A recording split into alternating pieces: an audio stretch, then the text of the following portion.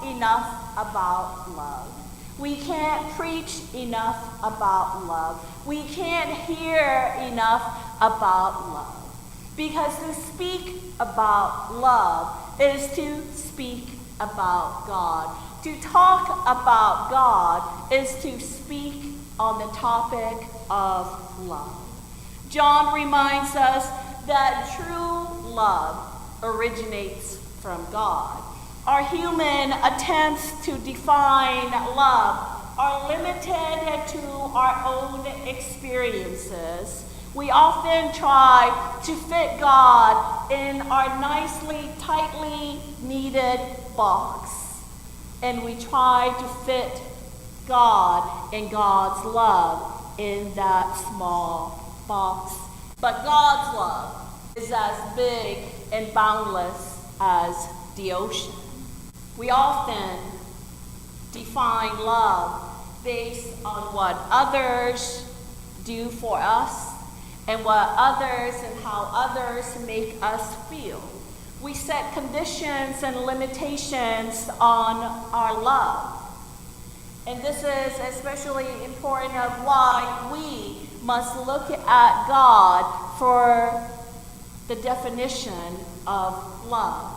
For God is the true source of love. Love is an intrinsic part of who God is, the very source and the embodiment of love. As vast, as deep as the ocean. It's like that song, God's love is like the ocean.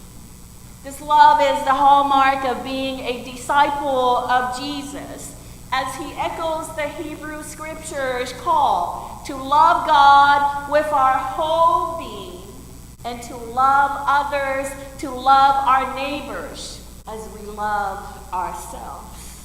It is important, however, for all of us to remember that love doesn't require tolerating abuse or violence.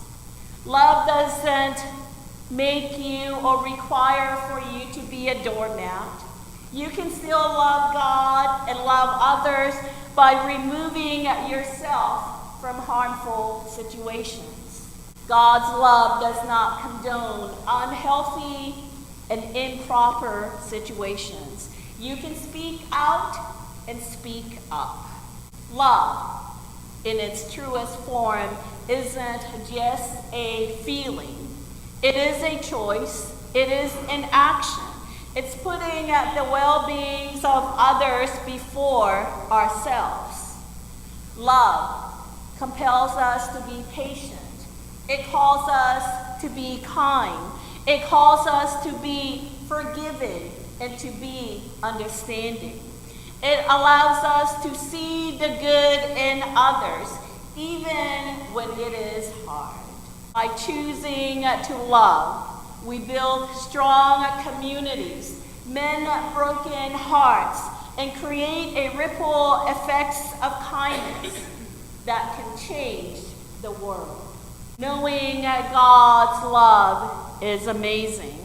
But the real question for each of us, for us collectively as a church, is that can we show this love to others?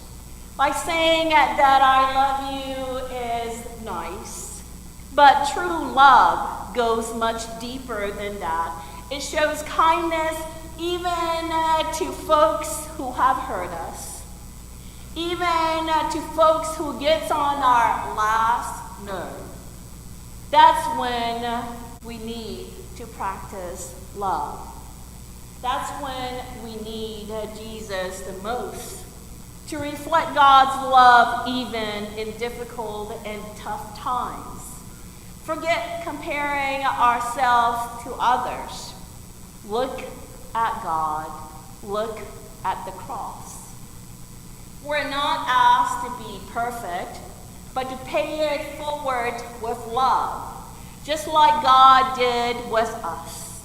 So imagine the world, or what kind of world we would live in if we practiced this love, if we looked at God for examples of love.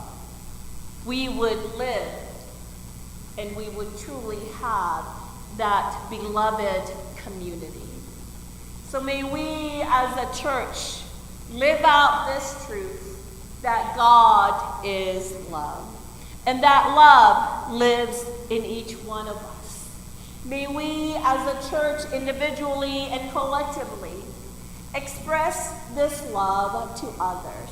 Wherever we go, wherever we are, in our small groups, in our families, in our classes, in our neighborhood, wherever we are, to express this love of God that lives in us and that calls us to share it with the world all around us.